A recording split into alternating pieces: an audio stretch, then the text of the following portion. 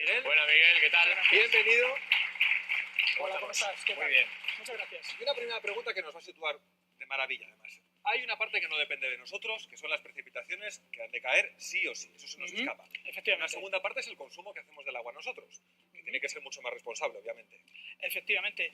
Hay una parte que sí tiene que ver y es el cambio climático. Nosotros afectamos con el transporte y con otro tipo de medidas que hacemos y afecta sobre el clima. Pero vamos a hablar sobre la parte de consumo, lo que podemos hacer en el día a día y de forma directa. Y voy a comenzar de una forma muy clara en esta mesa que tenemos. Una pregunta que podrá alguno decir, pues es un poco tonta. ¿Cuánto agua creéis que tengo en esta botella?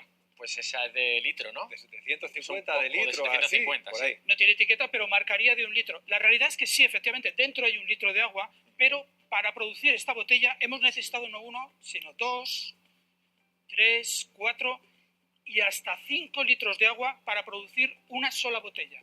5 litros. 5 Pero litros. ¿En la mecánica de la industria o en dónde está la Efectivamente, nosotros estamos considerando siempre el agua que está dentro de la botella, pero para producir esta botella y para reciclarla, en el mejor de los casos, el total, todo el circuito, gastaríamos 5 litros de agua. Para que nos hagamos una idea, en lo que va a durar este programa, Sí. a lo largo de todo el programa, en el planeta se van a consumir 155 millones de botellas como esta.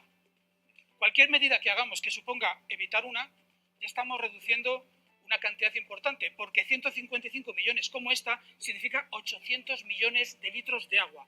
Una barbaridad, en un tiempo récord. Y esta regla de 3, Miguel, imagino que la podemos aplicar a casi cada elemento, cada cosa que consumimos, además de manera masiva, por desgracia. Efectivamente, y tiene también una reducción, es decir, lo que hagamos reduce de forma considerable.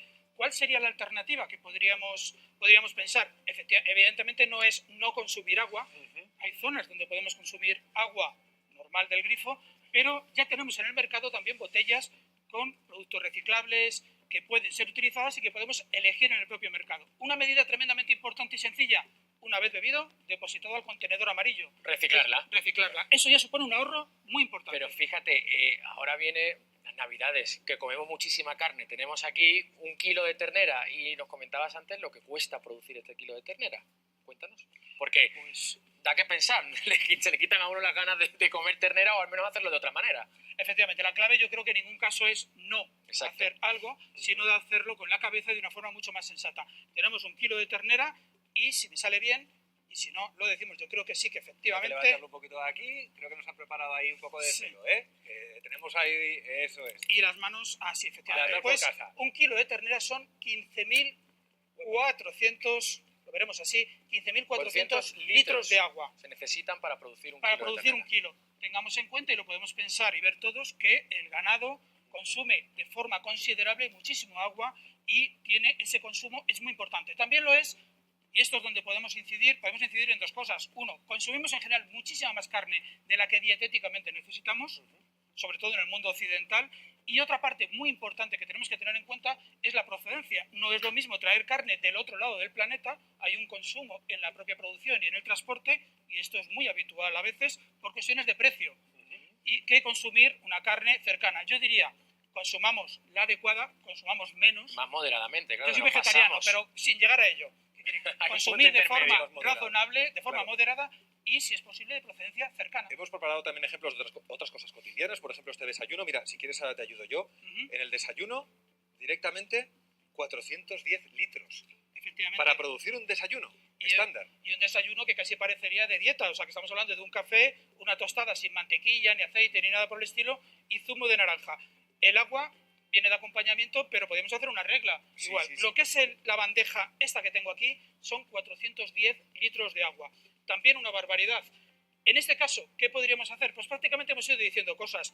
Intentar que sean productos de cercanía, intentar cuando compramos en el mercado que no vayan envueltos en envases. Muchas veces, pues, lo ideal, hacernos nosotros el zumo de naranja. Más ideal, comprarlas a granel y no comprarlas en una bandeja. Claro, es que somos un tipo de sociedad que nos hemos acostumbrado o mal acostumbrado a demasiadas comodidades. Claro, lo que tú estás planteando suena utópico, porque aunque yo tenga la mejor de las voluntades e intente ahorrar y economizar agua, muchas veces se escapa a mis posibilidades.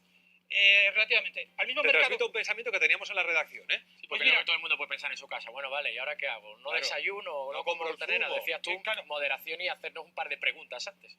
Pero igual que lo hacemos cuando vamos al mercado y miramos productos que nos parecen, por ejemplo, el aceite de palma, hoy en día Sí. en el supermercado está todo el mundo mirándolo. Podemos mirar que la botella sea de material reciclable, podemos mirar que las naranjas no vengan en una bandeja de poliuretano, que no vengan en ello, podemos mirar que si es un zumo lo echemos al contenedor amarillo. No estamos diciendo grandes barbaridades. Yo recuerdo una señora mayor, si me lo permitís, que me encantó en una charla parecido a esto, pero sí en la televisión, que me dijo al final que estaba encantada porque ella había descubierto que en lugar de ser tacaña era ecologista. Estamos hablando de utilizar esa sensatez. Que tengas Sí, el sí, peso de sí, tacaño tiene ahí donde correr, ¿no? Una Sí, excusa. pero en el fondo es, pues no malgastar. Exactamente. Te ayudo con Bueno, el siguiente, y mira. la ropa que llevamos ahora mismo en gran parte está compuesta por algodón y aquí también Un kilo de podemos algodón. Mira, ahorrar. Esto es una barbaridad, ¿eh? 10.000 litros de agua. El algodón se produce con un alto consumo de agua, se traslada generalmente de otras partes muy lejanas hacia nuestro consumo, hacia nuestra producción, y aquí ¿qué haríamos? Pues desde medidas muy concretas, que es utilizar y reutilizar la ropa, Al reciclaje. y el reciclaje de la propia ropa.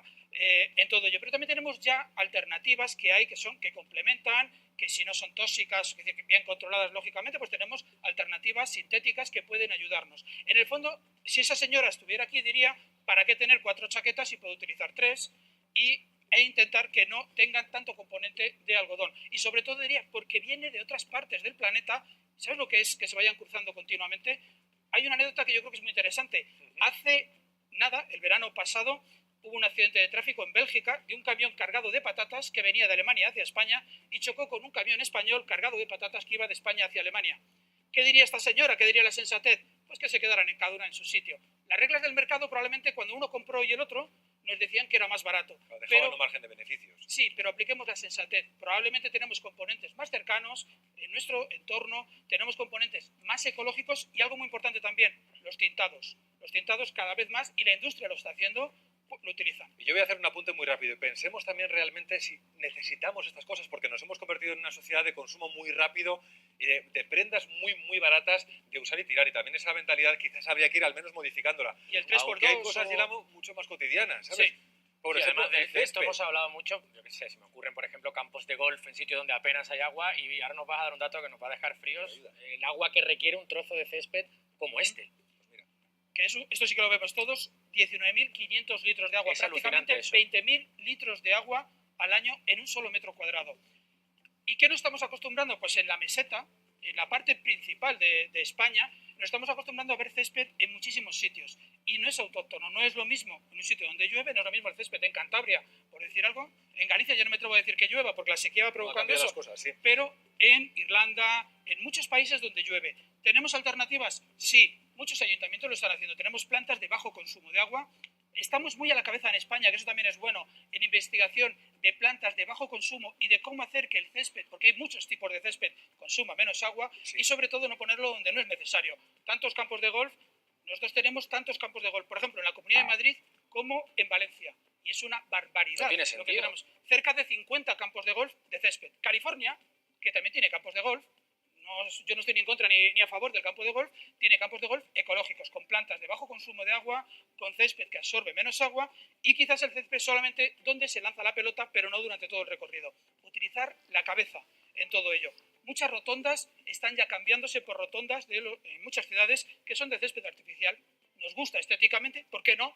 Pero no consumen agua. Y hablabas antes, estabas hablando de botellas biodegradables, de soluciones de alguna forma, bueno, para evitarnos todo lo que genera, todo el plástico y toda la contaminación que genera.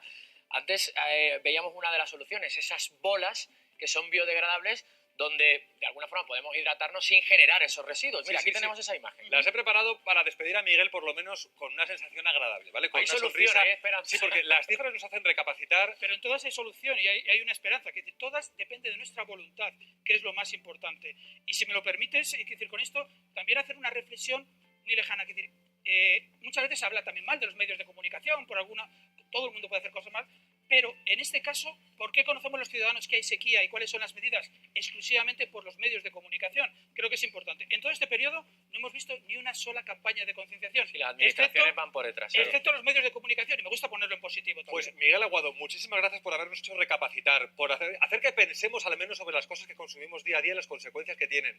Y esa esperanza puesta en las bolas que veíamos, que un apunte muy rápido, son biodegradables, en 4 meses podrían deshacerse, están compuestas de algas directamente, el agua se comería y en caso de que no quisiésemos directamente comer el alga, desaparecerían. Gracias por acompañarnos.